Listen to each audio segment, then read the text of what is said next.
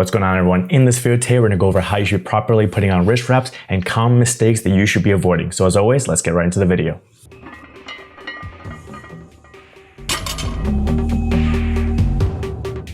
Alrighty everyone, thank you for tuning into the channel and checking out another video. And if you're new here to the channel and you don't know who I am, my name is Venmo Khamesi. I'm a powerlifting coach, athlete, referee, and meet director. So I make videos here on this channel going over those topics. The last video that I put out was about budget wrist wraps and what are the best bang for your buck wrist wraps out there. So if you missed out on that video, I'll have the link for it down in the description below and the card for it above. But I figured since I did that video, now let's do a video going over how to properly put on the wrist wraps, since I see a lot of people put them on the incorrect way and not actually getting much out of them. So we're gonna go over the rules and regulations for wrist wraps. What's the common mistake I see when people put on wrist wraps? What is the key factor? What is the goal you're trying to do when putting on the wrist wrap? And then we'll go over a basic wrist wrap method and then some more advanced tips for you to basically get more out of your wrist wraps and make it a little bit easier on yourself. So first up, we're gonna go over the rules and regulations. So if you compete in the IPF or an IPF affiliate, if you're competing at higher level competitions, most likely it has to be on the IPF approved list, especially if you're competing at a continental or world championship. For your federation, if it's not USAPL, you're gonna have to go look for your national level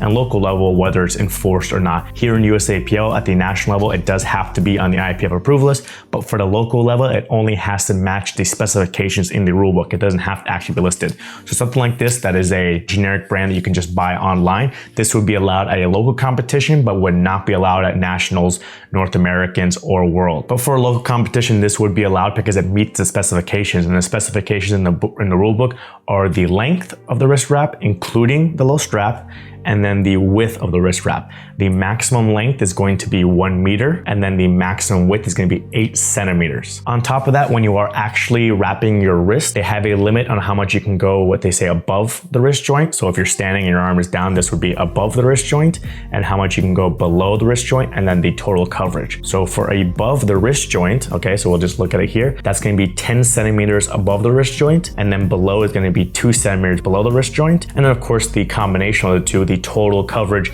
can only be 12 centimeters. Now, it's hard to know exactly where every person's wrist joint is. The wrist joint is going to obviously have some kind of width or thickness, whatever you want to call to it. So it depends on whether you go from the center or something like that. But as a general guideline, you can kind of just go off of where your wrist bends on the inside or where this little bony part is on the outside. And then you can measure, if you really want to, mark it 10 centimeters and 2 centimeters on either side if you're really interested. But as a general guideline, you don't want to go too far up the palm, especially if it's going to be underneath the barbell on squat or bench press. Then it's probably too far up and you may be called for it and they'll tell you to bring it down. Usually this side, they don't care as much unless it's like really going over the forearm. So usually this side you can get away with it, but this side, if you're going too far up and it looks like it's like halfway up your palm and it's getting trapped underneath the bar, then they may tell you to bring it down. But no one's going to come with a tape measure and actually measure and say, okay, it's 2.1 centimeters, the limit is 2 centimeters, you have to go and then adjust it. Now, the biggest mistake I see with powerlifters and in other sports like CrossFit when people wear wrist wraps is they're wearing it too far on the forearm side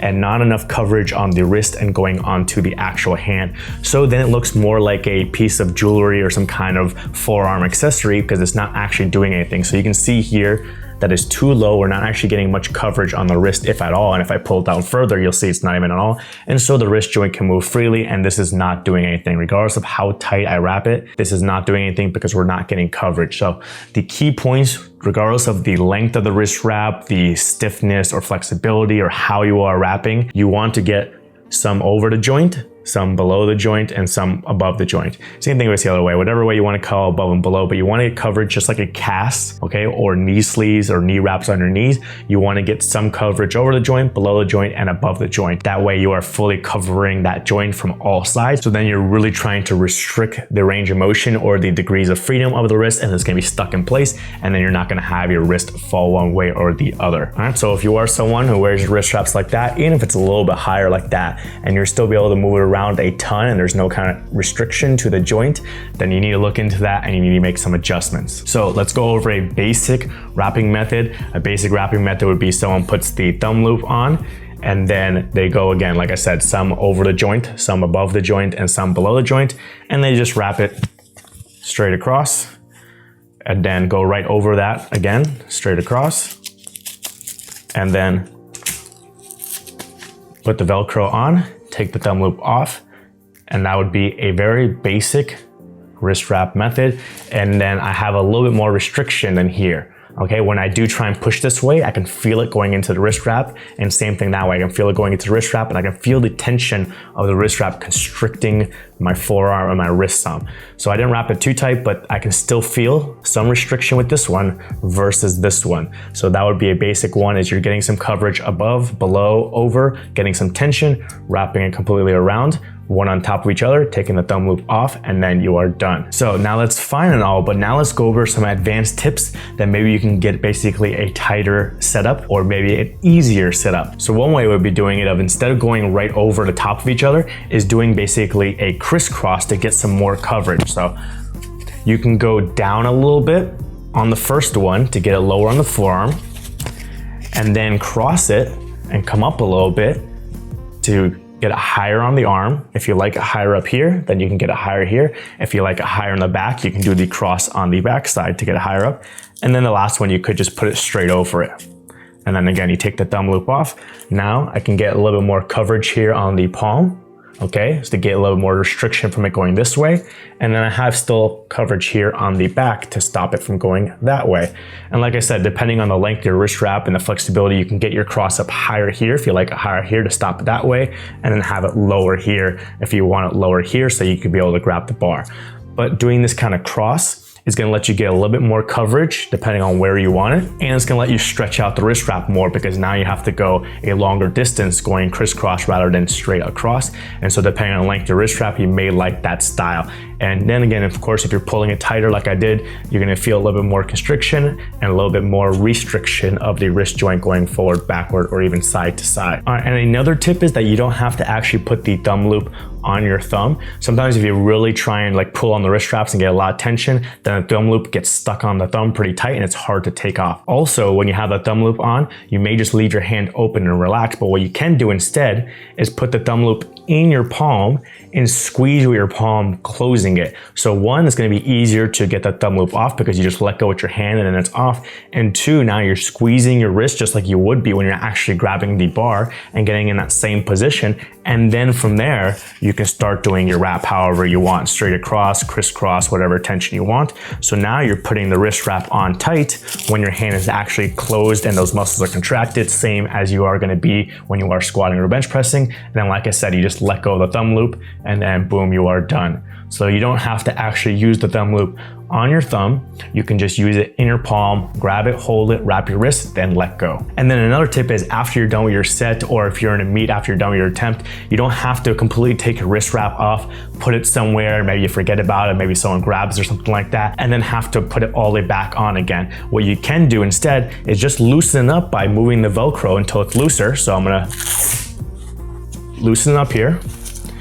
So now it's loose, but it's still sitting on my wrist. So now I don't have to put it down anywhere. I don't have to forget it or something like that. Someone doesn't take it, think it's theirs. It's gonna stay on my wrist wrap for however long I'm resting, 3 to 5 minutes in the gym, or maybe 10 minutes if you're in a meet. Then once you're here, all you do again is grab it. If you're doing the advanced method, you just grab it in your wrist.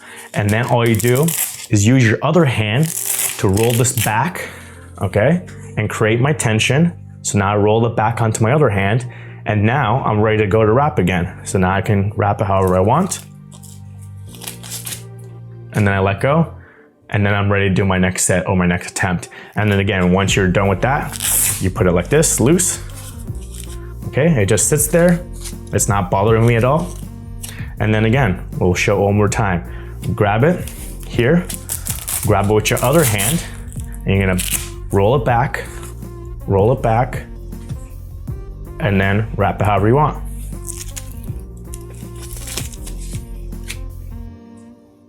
And there you go. So whatever these advanced methods you want to use, if you want to go straight across, if you want to do some kind of crisscross, if you want to use a thumb loop or not, or hold it into your palm, or if you want to keep it on your wrist or take it off each time, it's up to you. Whatever you feel is going to be most effective for you and then easiest for you between your sets or between your attempts in a meet. But you want, again, get coverage over the joint, above the joint, and below the joint. And you want to make sure you have tension so the wrist wrap is actually pulled tight, and then it restricts your wrist. You don't want to have it too low where there is no restriction to the wrist joint, and then it can move freely and it's not doing anything. At that point, it's just like a piece of accessory just to look good in the gym or in a meet. We want to actually put on the wrist wraps effectively so that it can benefit us whether we're using it for the squat, bench press, or deadlift. So if you are one of those people making this mistake on how you're putting on your wrist wraps, hopefully this video helped you out and you can change the way you're doing it, whatever method you're going to use to be more effective with your wrist wraps. And if you haven't seen or heard these different wrist wrap advanced techniques, maybe you can try it out and see if you like any of them. I really like the version where I keep it on my wrist the whole time and it's there, and then it's easy to just back it up